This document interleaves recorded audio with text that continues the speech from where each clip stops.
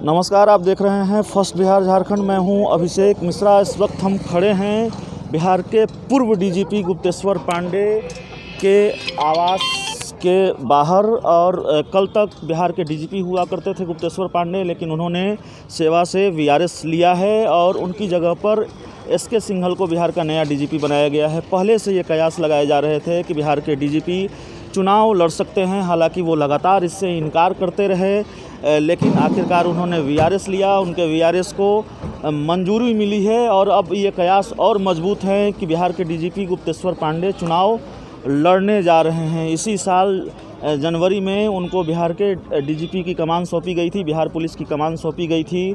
और बिहार के डीजीपी बनने के बाद से लगातार वो सुर्खियों में रहे थे, अपने काम करने के अलग तरीक़ों की वजह से हों, अपने बयानों की वजह से हों, या फिर हाल के दौर में सुशांत सिंह राजपूत मौत मामले को लेकर जिस तरह से वो आक्रामक थे, या फिर जिस तरह से उनके बयान सामने आ रहे थे, उसकी वजह से हो वो लगातार सुर्खियों में थे। और कई बार उन पर आरोप ये लगता रहा कि वो राजनीति की भाषा बोल रहे हैं, पॉलिटिक्स की भाषा बोल रहे हैं। डीजीपी इसको नकारते रहे और सबसे ज़्यादा चर्चा में वो रहे ऑन द स्पॉट फैसलों के लिए। लगातार रात में थानों का मुआयना करते रहे और कई फैसले उन्होंने लिए, जिसकी चर्चा खूब रही।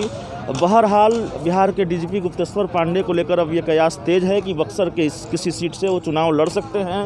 पार्टी भी तकरीबन तय है कि जेडीयू के टिकट पर वो चुनाव लड़ेंगे। और अब जब उन्होंने वीआरएस ले लिया है तो एक दो दिन में वो पूरी तरह से राजनीति के मोड में नज़र आएंगे, पूरी तरह से नेता बने नज़र आएंगे। हालांकि आज शाम को बिहार के डीजीपी गुप्तेश्वर पांडे अपनी पूरी रणनीति का खुलासा करने वाले हैं, एक फेसबुक लाइव करने वाले हैं, जिसके ज़रिए वो अपनी पूरी बात रखेंगे।